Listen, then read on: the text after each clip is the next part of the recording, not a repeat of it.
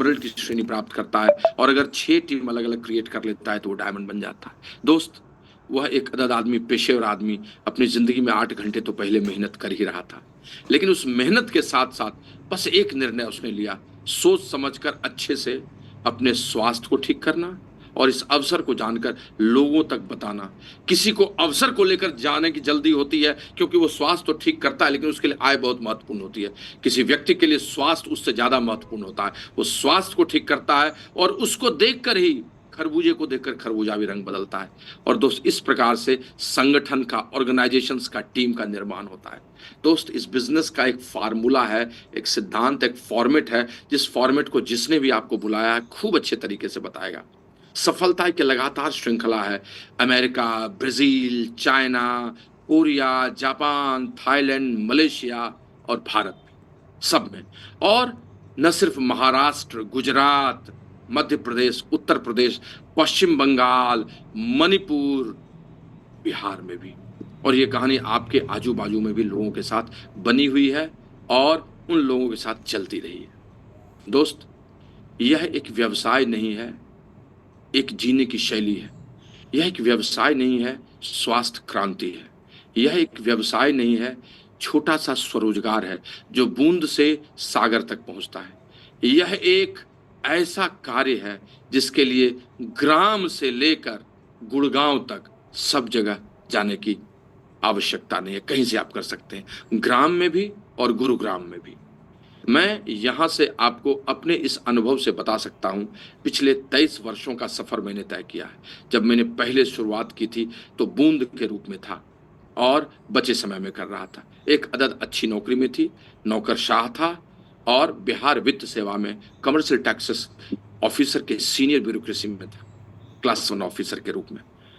उस समय मुझे यह पता नहीं था कि यह मेरे लिए इतना बड़ा अवसर बनेगा, लेकिन एक चीज़ मैंने सोचा था कि दुनिया में सत्य, सच्चाई, ईमानदारी और दूसरों के लिए कंसिडरेशन फॉर अदर्स सोचकर अगर कोई कार्य किया जाए और वह बचे समय में किया जाए, तो खोने के लिए तो कुछ नहीं है, लेकिन पाने के लिए कितना बड़ा संसार होगा, यह नहीं जानता था।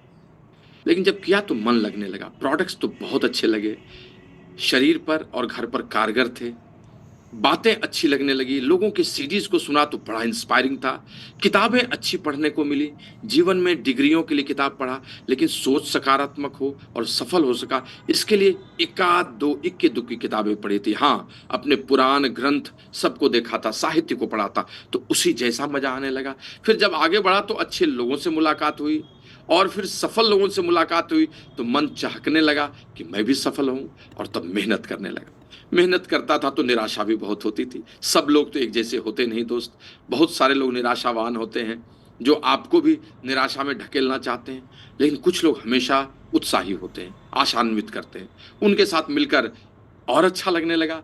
अब हम कुछ लोग हो जा गए, उन लोगों के साथ मिलकर किया तो कुछ और नेतृत्व में लोग आ गए। प्रोडक्ट्स तो अब लोगों को अच्छे लगने लगे, आत्म छवि ऊँची होती गई और फिर बढ़ता चला गया। पायदान दर पायदान चलता चला गया। दोस्त, बहुत कुछ पाया 22-23 वर्षों में। अगर कहानी सुनाऊँ तो किसी एक बड़े उद्यमी की कहानी है। मैं फर्श से अर्श की कहानी इस व्यवसाय के माध्यम से आया। आज देश दुनिया में सबसे बड़ी पहचान न मेरे अभियंता के रूप में है, न मेरे नौकरशाह के रूप में है, बल्कि एक बहुत अच्छे उद्यमी और इस बिज़नेस को बड़ा करने वाले के रूप में है। बहुत सारे लोगों को मदद करने वाले के रूप में है। जिंदगी में जो सर्वश्रेष्ठ पैसे से हो सकता है, वह सब यहाँ उपलब्धि पाई, और जो सब पैसे से नहीं हो सकता है, वह सब भी पाया। आज आपके समक्ष जो लोग भी हैं, मुझे लगता नहीं कितने लोग हैं, मैं देख नहीं पा रहा हूं, लेकिन 400-500 लोग तो होंगे ही। कितने हैं राकेश जी? अरे तांबे सर, बर्थडे आपका और सरप्राइज मुझे। चल थाने चल। मानना पड़ेगा ट्रू। राकेश जी? 500 है सर प्लस। हाँ, 500 प्लस है, आना चाह रहे हैं, नहीं आ पा रहे हैं। वो नहीं आ पा रहे हैं। 500 भी का बैरियर भी टूट चुका है, और इस बैरियर के बाद भी लोग चाह रहे हैं, तो आप समझ सकते हैं। दोस्त, यहाँ बहुत सारे लोग सफल हैं। मैं जिनसे जिनसे बात करूंगा, उन सबों की सफलता आप सुनिएगा तो वक्त बहुत चला जाएगा। लेकिन नए लोगों के लिए मैं सिर्फ इतना कहना चाहता हूं। दोस्त, यह नया वर्ष है, और नए वर्ष में एक बात हमेशा याद रखिएगा, इस दुनिया में सबसे बड़ा संसाधन मानव संसाधन है, ह्यूमन रिसोर्स है। 2024 की कहानी आप मानव संसाधन के साथ लिखिए। स्कॉटलैंड से एक बड़ा युवा अमेरिका गया था और अमेरिका में जाकर वो काम करने की शुरुआत कर दिया। एक छोटे से काम से कहानी की शुरुआत करके रातों रात नहीं, कई वर्षों में वो अमेरिका का सबसे बड़ा स्टील मैन्युफैक्चरर बन गया, सबसे बड़ा उद्यमी। और उस समय उसके साथ लाखों लोग कर्मचारी के रूप में थे और मिलेनियर्स उसके पास मोर देन 3 लाख थे। सोचिए उस समय में मिलेनियर्स इतना बनना अपने आप में कितनी बड़ी बात हो। दोस्त, उस आदमी का नाम था एंड्रयू कार्नेगी। उसने एक ही चीज कहा था कि उद्यमी बनना और अच्छा उद्यमी बनना सोने के खदान में सोना निकालने जैसा है। क्योंकि जब आप सोना निकालने चाहते हैं तो पहले धूल निकलती है, बहुत धूल निकलने के बाद, बहुत खोदने के बाद फिर सोना मिलता है, जिसका धातुकरण आपको शुद्धिकरण करना पड़ता है। जो लोग भी धातु खोदने और शुद्धिकरण में लगते हैं, दुनिया में वो सबसे बड़े विजेता हमेशा बने रहेंगे। राजनीति को, फिल्म उद्योग को, क्रिकेट को या इस तरह की चीजों को ऊपर रखा जाता है, उसका एक ही कारण होता है कि मानव संसाधन उसकी जीत के पीछे होता है, ह्यूमन रिसोर्स होता है। फ्रेंड्स, जापान के पास कोई चीज नहीं था, न आयात कोई चीज का कर सकता था, न निर्यात, ये समझिए। और वो चाहता था कि लोहा बनाए, उसके पास रॉ मटेरियल भी नहीं था, कुछ चीजें भी नहीं थी, किसको करता।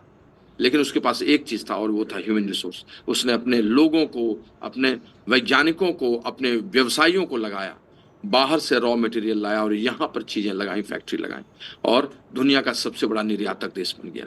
उसने भी यही कहा था कि आपके पास कच्चा माल है या नहीं, कुछ है या नहीं, मानव संसाधन अगर है तो चीजें बदल सकती।